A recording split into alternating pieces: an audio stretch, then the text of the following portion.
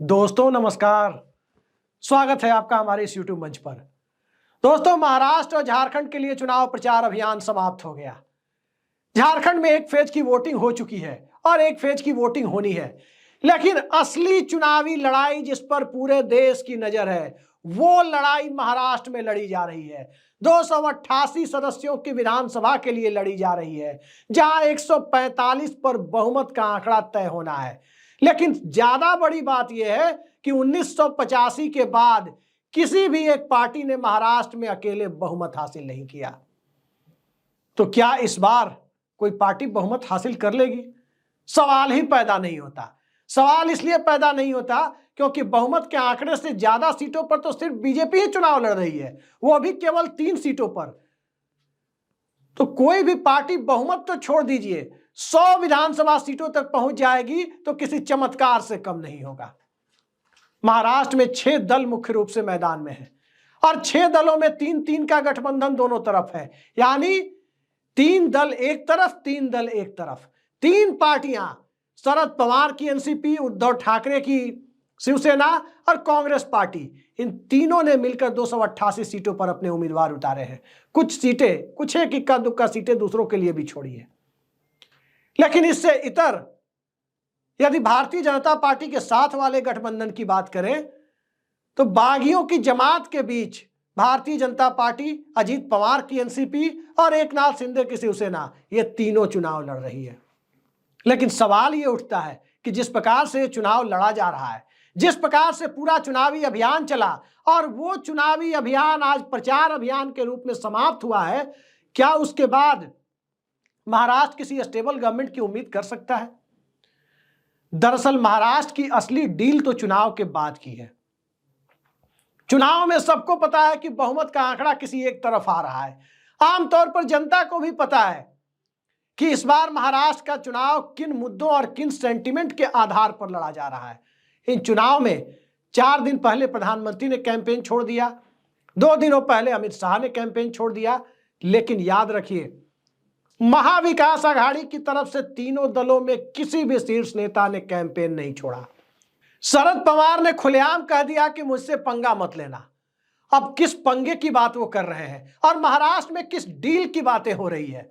चुनाव में बहुमत किसी एक गठबंधन को मिलना तय है।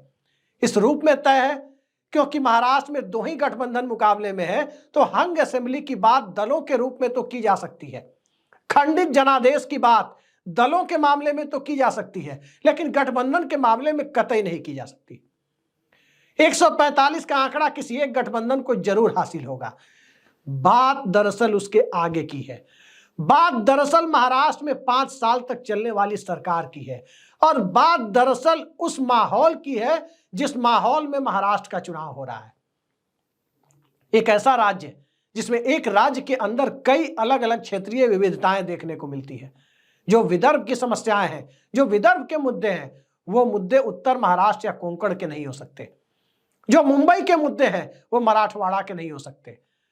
जो पश्चिमी महाराष्ट्र के मुद्दे हैं वो मुद्दे किसी दूसरे इलाके, खानदेश वगैरह के नहीं हो सकते। मुद्दों की बात महाराष्ट्र में अलग अलग जरूर रहे, लेकिन एक कॉमन फैक्टर महाराष्ट्र में जरूर था। एक कॉमन फैक्टर जो था वो ये था इस पूरे कैंपेन में कि क्या महाराष्ट्र के संसाधनों पर महाराष्ट्र के लोगों का हक है या नहीं है। क्या महाराष्ट्र में रोजगार की स्थिति, क्या महाराष्ट्र के किसानों की स्थिति, क्या महाराष्ट्र के आम मराठी मानुष की स्थिति 2019 के बाद की सरकार में किस तरह से बदली है और उस बदले हुए माहौल में क्या मौजूदा निजाम को बनाए रखना या बदल देना, इस विकल्प के बीच जनता जाएगी तो कहां जाएगी, यह सवाल अंत तक बना रहा। लेकिन इस सवाल के अंत तक बने रहने के बीच में अडानी की एंट्री हो गई और ये एंट्री याद रखिए राहुल गांधी ने नहीं कराई। राहुल गांधी तो बहुत बाद में आए। यह एंट्री शरद पवार ने नहीं कराई, यह उद्धव ठाकरे ने नहीं कराई। यह एंट्री अजीत पवार के इंटरव्यू से हुई। धारावी को लेकर उद्धव ठाकरे के बयान भी आने लगे और इन सब से इतर जाकर हालात तो तब बदतर होने लगे जब राहुल गांधी सीधे सीधे ओबीसी वर्ग के मुद्दों को भी टच करने लगे और उसके साथ साथ आरक्षण के कैप को बढ़ाने की बात भी करने लगे। 16 लाख करोड़ रुपए इस देश के बड़े लोगों का लोन माफ किया गया। वो सारी बातें राहुल गांधी करने लगे। लेकिन महाराष्ट्र के किसानों का कितना लोन माफ हुआ? क्या सैकड़ों में हुआ या उससे कम हुआ? क्योंकि कई बार आप अक्सर सुनते हैं देश के अलग अलग हिस्से से कि किसी का 37 रुपया माफ हुआ। क्या यह स्थिति महाराष्ट्र में थी? दरअसल महाराष्ट्र 37 रुपए, 50 रुपए या 5 लाख रुपए पर नहीं, महाराष्ट्र का चुनाव एक बड़े सामाजिक समीकरण के बूते लड़ा जा रहा है। और वो सामाजिक समीकरण एक तरफ मराठा, मुस्लिम, दलित और बाकी दूसरे समुदायों का है, तो दूसरी तरफ भारतीय जनता पार्टी बटोगे तो कटोगे, एक रहेंगे तो सेफ रहेंगे, और कुछ ऐसे नारों को लेकर आ रही है जिसमें विपक्ष तो छोड़िए, महाराष्ट्र में सत्ताधारी गठबंधन यानी महायुति के लोगों ने भी, खुद बीजेपी के अंदर के लोगों ने सीधे सीधे विरोध जता दिया।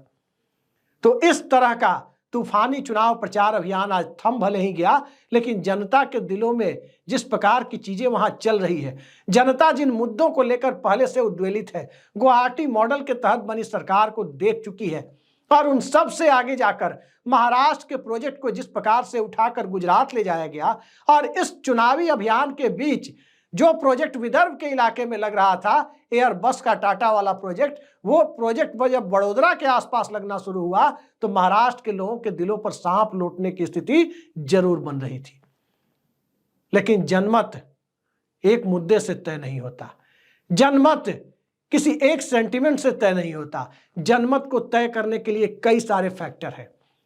एक तरफ उद्धव ठाकरे और शरद पवार के लिए बनी सहानुभूति का माहौल भी है, दूसरी तरफ राहुल गांधी के द्वारा उठाए गए मुद्दे भी हैं, तीसरी तरफ एकनाथ शिंदे का इन चुनाव के वक्त इंटरव्यू के दरमियान यह कहना कि मुख्यमंत्री पद की रेस में वो नहीं है, लेकिन मुख्यमंत्री महायुति से ही होगा। इसका क्या मतलब निकलता है?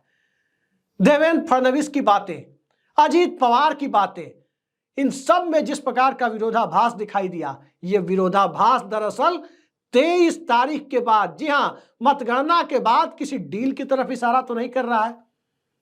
याद रखिए, अजीत पवार को राजनीति की समझ पहले से भले जितनी रही हो, लेकिन एक बार पार्टी तोड़ दे, अपने चाचा शरद पवार की छत्रछाया से बाहर निकलकर पहला ऐसा चुनाव लड़ दे जिसमें वो खुद उनकी सीट फंस जाए, उसमें जब वो फंसे हुए हो तो अजीत पवार के इंटरव्यू में उनकी वेदना ज्यादा, उनकी विवशता ज्यादा और राजनीतिक कुशलता कम दिखाई देती है।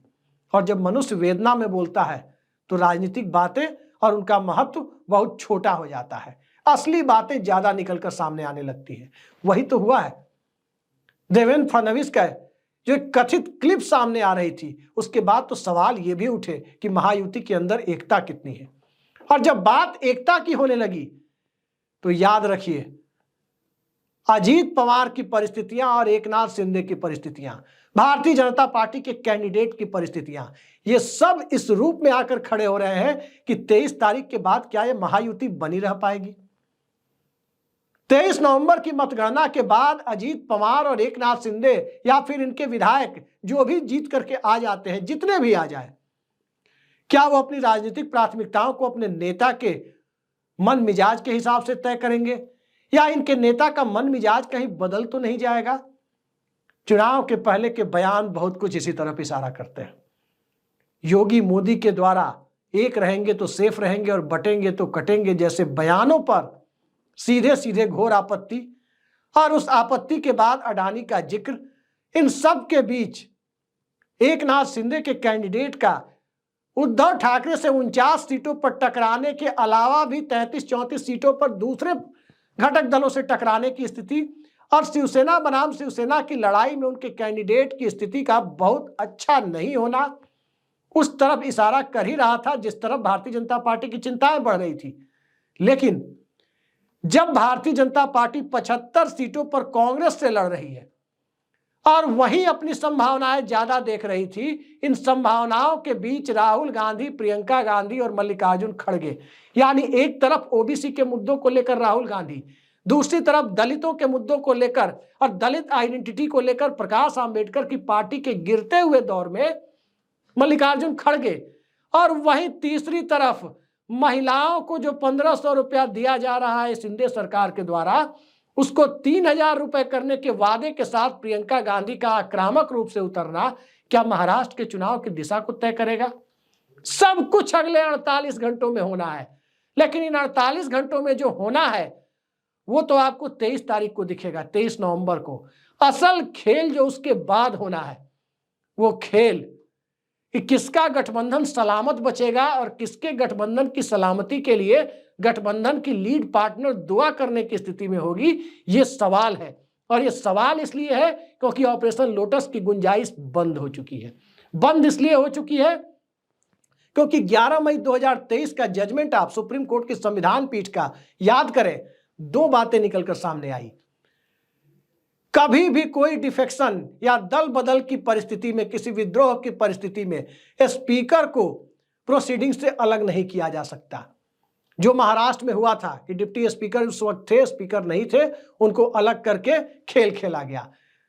और इसी का नतीजा आपने देखा कि हिमाचल में सुक्खू सरकार गिराने की कोशिशों में पलीता लग गया, क्योंकि जो भी विधायकों के खिलाफ पार्टी व्हिप ने नोटिस दिया, वो व्हिप और उसका नोटिस उन विधायकों को डिस्क्वालीफाई करा गया।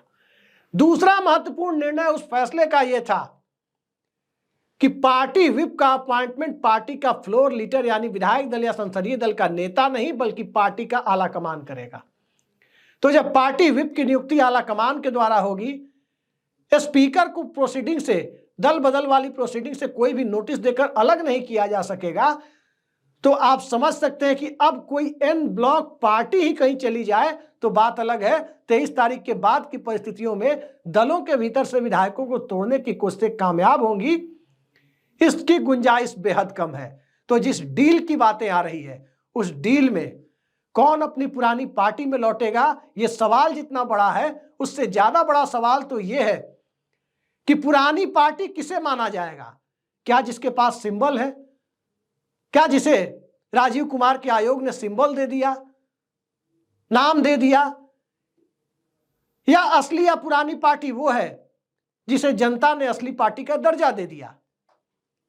इन सवालों के बीच महाराष्ट्र की राजनीतिक डील पर सिर्फ महाराष्ट्र की ही नहीं, नीतीश कुमार और चंद्रबाबू नायडू की भी नजरें लगी हुई है। एकनाथ शिंदे के सांसदों की भी नजर लगी हुई है कि पार्टी का भविष्य किस रूप में सामने आता है। क्या है और ताकतवर होकर यह पार्टी उभरेगी या यह पार्टी जमींदोज हो जाएगी? दोनों ही परिस्थितियों के लिए सबसे बड़ा संकट जो खड़ा होना है वो शिंदे गुट के सांसदों के लिए होना है। नीतीश कुमार और चंद्रबाबू नायडू कब तक भारतीय जनता पार्टी से कसमे वादों को निभाते रहेंगे वो भी तय होना है। और इन सब से आगे वो भी तय होना है कि संसद के शीतकालीन सत्र में सत्ता बचाने की डील होगी या केंद्र में वैकल्पिक सरकार बनाने की डील में महाराष्ट्र के जनमत और महाराष्ट्र के सांसदों की भूमिका नीतीश कुमार और नायडू के साथ महत्वपूर्ण हो जाएगी। कॉरपोरेट इसमें एक फैक्टर होगा, और कॉरपोरेट फैक्टर इसलिए होगा क्योंकि दोनों ही तरफ कॉरपोरेट है। एक तरफ खुला खेल फर्रुखाबादी है तो दूसरी तरफ दबा ढका खेल है। और इन दोनों के खेल में कौन सा कॉरपोरेट किस रूप में सत्ता को प्रभावित करने की स्थिति में होगा, याद रखिए, यह सिर्फ एलन मस्क अमेरिका में तय नहीं करते, यह हिंदुस्तान की सियासत में 1991 के बाद की आर्थिक नीतियों के दौर में हर सरकार में कहीं थोड़ा कम तो कहीं ज्यादा कॉरपोरेट के हस्तक्षेप ने इस कदर अपना सिक्का जमा लिया है कि उस सिक्के के इर्द गिर्द हिंदुस्तान के सियासत में आम आदमी की हैसियत, लोकतंत्र के महापर्व में जहां आम आदमी की हैसियत ही वजीर की तरह होती है, जो एक 5 साल के लिए टेम्पररी वजीर चुनता है, उसकी हैसियत अब प्यादे जैसी बना दी गई है।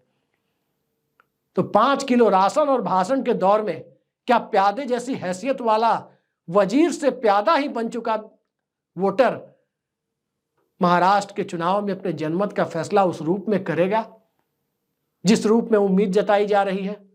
बदलाव लोकतंत्र की खूबसूरती है, लेकिन बदलाव सत्ता का या सिस्टम का, बदलाव पार्टियों का, बदलाव मंत्रालय में बैठने वाले मंत्रियों का, या सत्ता के उस मिजाज का जिसमें धारावी भी अडानी का, सिस्टम में भी अडानी के लोग और व्यवस्था के ऊपर जो हावी होकर के फैसले लेते हैं, उन फैसलों के आगे संसद के अंदर भी विवादास्पद कृषि कानून भी अडानी जैसे कॉरपोरेट के लोगों के हितों को ध्यान में रखकर ही बनाए जाएंगे?